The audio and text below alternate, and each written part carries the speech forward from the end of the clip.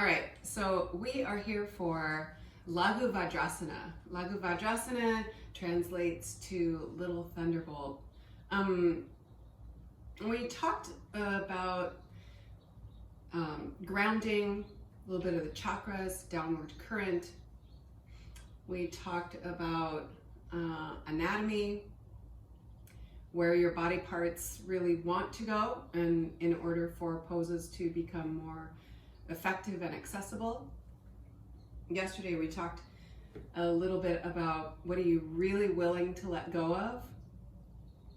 So all of those three subjects are like really conceptually dense topics that I've just, flippantly thrown around. And in this one, even more conceptually dense topic flippantly thrown around. That is proprioception. So proprioception in this case is, again, teaching the body what we're expecting it to do. We talked about learning where your foot is without looking at it. We talked about pushing and creating trust and that downward current that allows for freedom in the upward currents. So this is really all about teaching the body what you are expecting from it. And and putting your trust in it, that it's highly capable. We get stuck by saying, oh, I'll never be able to do that, and the body is listening to you all the time. So if we can give these messages along the way, hi Doug, if we can give these messages along the way that says, I believe in you, you can do this, then the body will start to respond in different ways as well. And so proprioception is a huge part of that. In Laghu Vajrasana, you are basically dropping back from the shins, and your head is going to go down to the floor. Maybe not ever. So what I like to do is first teach the top of the head that it's eventually going to be touching something. So rather than never making it to the floor, let's first teach it that it's going to touch something in the first place. So that's why I've got my trusty chair here. And so if you can do camel, which we did the first time, if you can do camel and drop the head back, chances are you can get the top of your head onto a chair. And so that's really the first step in learning this pose. And that is just teaching the top of the head that it is ultimately supposed to be touching something, okay? So we'll check it out.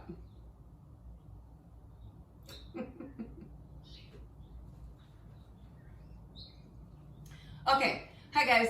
So I've got my chair behind me, and how you want to start into this pose is by putting your hands on the backs of the hamstrings. Now, I see a lot of people do it with the hands on the calves. We're gonna, I don't know that it's as effective, because when you put your hand on the back of the hamstrings, your hands are going to then slide around to the front of the thighs to give you a tighter radius eventually, if you really ever get your head all the way to the floor. And by the way, it doesn't really matter, because if you get your head to the floor or not, if your head's on the back, if your head's on the chair or on some blocks, which we're gonna mess around with, it is still Laghu Vajrasana. And then consider all the things we've talked about: your personal anatomy, your personal cortisol levels, all right, your personal fight or flight level in the psoas muscles, your stuff. Okay, so anyway, I'll shut up. So you want to start with your hands back here so that they can slide down slowly. Reaching all the way back for the calves is sometimes going to be too... That's awesome. Difficult to get. All right.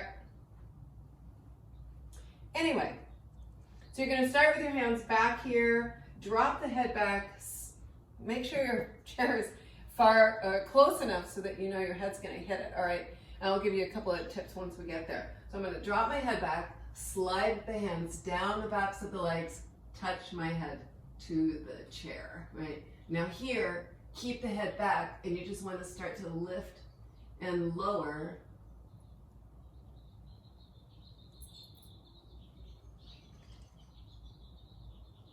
So you start to develop strength through the thighs and these little muscles under the thighs that don't get a lot of love in yoga. Really, this is like one of the only poses that you really get this.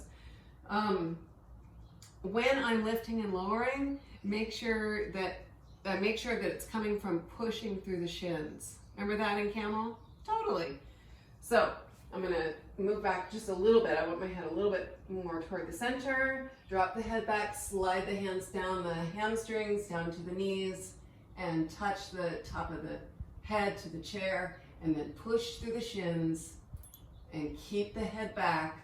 This is gonna build a lot of strength. And guess what? This is still Laghu Vajrasana, okay? Push.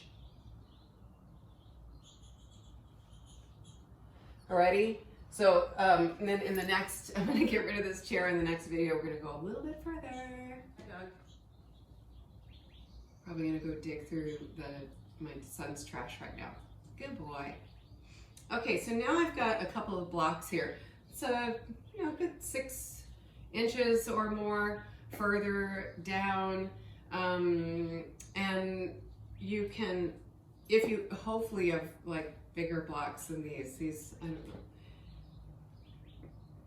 You could stack 3 blocks up and just go down a little bit lower. You could stick with the chair, no pressure.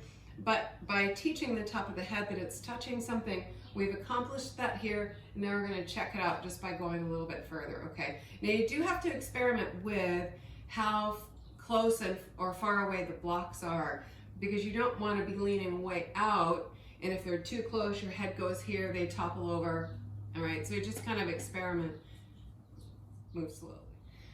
Okay, so that is Laghu Vajrasana. And it's all about teaching the top of the head that you're expecting it to touch something, right? This is not about, ability or flexibility or how long you've been practicing. I know thousands of people that have been practicing for years that have not succeeded to the level they want to in this position. And it's because what's missing is teaching the top of the head that it's supposed to touch something. We're dealing with a lot of cortisol levels. Teaching that downward current through the shins, that it has to do more work to get you up out of it. And in this particular case, you're gonna really feel it, all right? So stay with it. Let me know how it works for you. Send me videos, and I'll see you guys later, all right? Ciao.